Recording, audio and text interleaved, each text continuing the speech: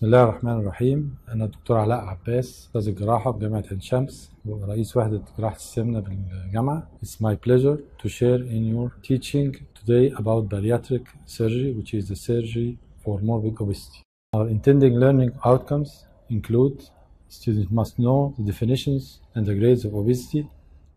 You must understand obesity comorbidities and its effect on survival risk, indications and choice of patients for bariatric procedures, types and mechanisms of approved bariatric surgery, possible complications after surgery, the aim of the surgery, and how to measure its success and causes of its failure. The topics which we will cover in this lecture include the health threat of the 21st century as recognized by the WHO, the obesity, the globicity, the global nature of the condition, its definitions, grades, associated comorbidities and early mortality due to obesity, and effects of weight loss on weight-related comorbidities and its survival. By definition, obesity is a chronic multifactorial disease, relapsing in most cases. It's an increase in the body fat, not just increase in the body weight. Grades of obesity help us to define its severity and incidence of associated comorbidities and accordingly the patient selection for treatment. The grades starting from the normal, overweight, simple obesity, morbid obesity, and super obesity. And this is correlating the height of the patient with his weight, the weight being divided to his height in meters squared. The comorbidities or the associated medical conditions which can occur with obesity, almost every organ in the body and system is affected with these comorbidities. On the top of our list is the cardiovascular system, as it's proven to induce shortened survival, mainly due to hypertension, coronary artery disease, and dyslipidemia. Type 2 diabetes and its sequelae, micro and macrovascular disease affecting the kidneys, the eyes, the peripheral circulation with end organ damage. Venous thrombosis and embolism, lymphatic obstruction, skin grease infections, subfertility. Also, psychological and socioeconomic problems of obesity are severe, as obese people suffer from discrimination, abuse, and they are a big burden on their families as well as the society and the country economy, as it induces a lot of expenses to look after their medical problems. Also, many cancers have been proven to be associated with higher incidence in the obese population, mainly the breast and colonic cancer. Most of these comorbidities are reversible or at least ameliorated with successful weight loss. Indications for management is depending mainly on the grade of obesity as shown by the body mass index, with the International Federation of Surgeons of Obesity defining patients needing surgery are patients with a BMI above 40 or a BMI above 35 in the presence of comorbidities, or more recently in 2016 in body mass index above 30 associated with type 2 diabetes, especially if it is difficult to control medically. Why should we resort to surgery? Because surgery offers successful treatment, which means more than 50% excess weight loss in the first 2 years, which is maintained for long term. Weight loss around 70% of the patients, against success on only 5% in some non-surgical management. So the problem with obesity is not loss of weight, but rather to maintain the weight loss. And this has been going on for 80 years. The aim of the surgery is a balance between two things: safety and effectiveness, as the patient and their families and the society have no tolerance for surgery, morbidities, and mortality, as they consider them, after all, healthy people trying to lose weight. So the measures for ideal surgery of safety and efficacy are crucial.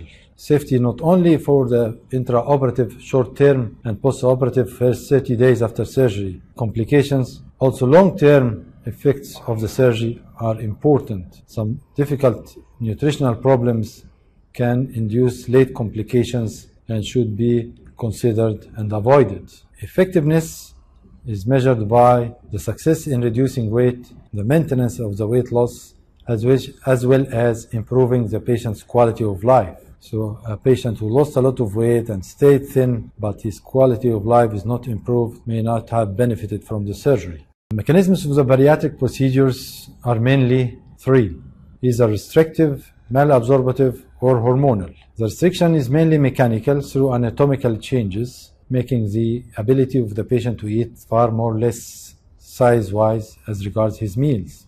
The malabsorption works by pathophysiology, by bypassing segments, so effectively shortening the segment of the small intestine which carry out the completion of digestion starting in the stomach and the absorption physiology. It also may induce pathophysiology in the form of dumping and steatorrhea. Combining the two mechanisms is considered in many of the bariatric procedures, doing some mechanical restriction as well as bypass pathophysiology. More importantly and more recently, the third mechanism have been shown to be hormonal, as gut hormone changes after the bariatric procedures. And we have to remember that the biggest endocrine organ in the body is the gastrointestinal tract. And there are some foregut hormones and hindgut hormones secretions which are affected by the bariatric procedures, inducing better metabolic efficacy and reversing the metabolic disease syndrome S, which induces type 2 diabetes, dyslipidemia, and hypertension with obesity. The intragastric balloon is one of the simplest interventions to trying to control the patient weight. Does not include surgery. It's introduced into the abdomen through stomach, through gastroscope with sedation or short anesthesia. Stays there in the stomach for 6 to 9 months. It's a silicone balloon inflated to a range between 400 and 700 milliliters of saline. It can be repeated, but this repetition usually are not beneficial. The success always occurs, if it occurs, is in the first trial. It is only used for simple obesity and for unfit patients to prepare them for surgery, as when they lose weight, they can further in the future have more permanent type of weight control with another bariatric surgery. First of the restrictive operations, internationally known as gastroplasty, was introduced by Professor Ed Mason from Iowa in the United States in 1980. He did the stapling vertically, dividing the stomach into two parts with a tunnel in between, which is narrow. But this operation did not enjoy long-term good results. Had affected the quality of life by being the patient intolerant to solid food, and the staple line with repeated vomiting eventually becomes dehiscent and the operation effect disappears. So it is now considered obsolete. Sleeve gastrectomy is a mainly restrictive operation with a minimal possible hormonal effect, reducing the ghrelin hormone, which is produced from the fundus being resected in this operation, reduces the sensation of hunger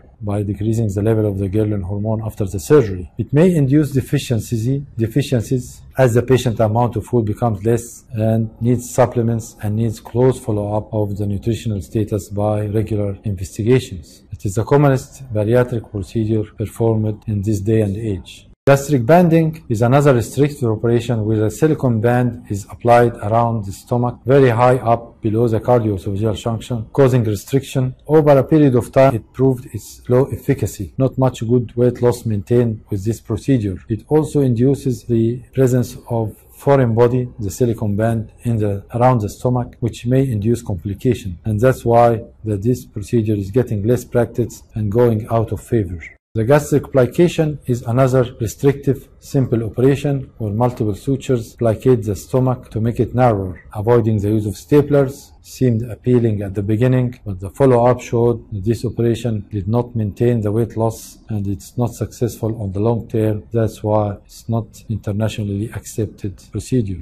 Gastric bypass has two types: the mini or single anastomosis gastric bypass and the Roux en Y configuration. There is a biliopancreatic limb, there is a common channel, and the alimentary limb. Effectively, this operation shortened the pathway of food into the small intestine by excluding or bypassing segments, so inducing weight loss. But it also induces nutritional deficiencies and needs supplements for life. Biliopancreatic divergent duodenal switch is the most successful operation in bariatric surgery, but also it is the most dangerous one as regards its complications, short and long term. That's why it's not practiced except very rare in redo cases. Choice of operation includes many factors to be considered, including age, sex, eating behavior, grade of obesity, future nutritional needs, risks of surgery and its complications, willingness of the patient for life replacement therapy. These will be discussed and reflected upon in the face-to-face session. Pros and cons of each procedures are important. You have to think about success, the percentage of excess weight loss, and the durability of long-term outcome. Also, we have to think about complications and expected side effects.